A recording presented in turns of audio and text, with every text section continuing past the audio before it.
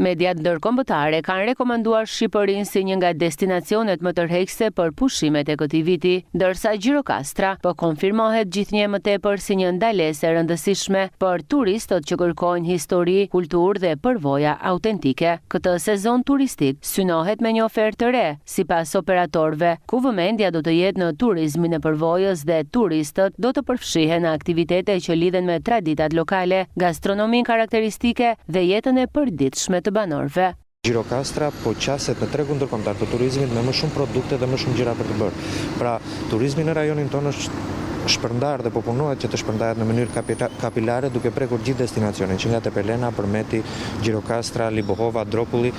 dhe duke përfshirë sa më shumë komunitete lokale. Kjo gjë ka ngjallur një interes të madh edhe nga kompanitë dhe agjencitë ndërkombëtare, të cilat sipas politikave të tyre tani më po punojnë dhe po drejtohen drejt atij që ne e quajmë turizmit të qëndrueshëm dhe turizmit të përgjegjshëm. Gjykuar nga numri i rezervimeve që kemi tani, po flasim për muajt prill dhe maj, rezervimet duket të jenë 2 deri në 3 ditore dhe këto janë të kombinuara me jo vetëm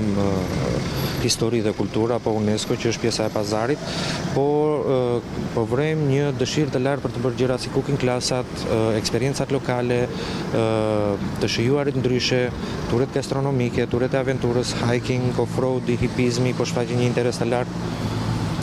Udhërrëfyesi turistik theksojnë se risi për këtë vit janë edhe paketa turistike të personalizuara që kombinojnë kulturën me natyrën, duke përfshirë zona përreth si Zagoria, Lunxhëria dhe Dropulli. Kryesisht ofrojmë ture që janë një ditore, por edhe ture një javore për njerëz të cilët kanë kërkesa për njëjën e mbulimin e gjithë territorit të Shqipërisë. Me preferuar është pjesa e Zagorisë, në shtrethi Zagorisë, sepse është e pasur dhe nga ana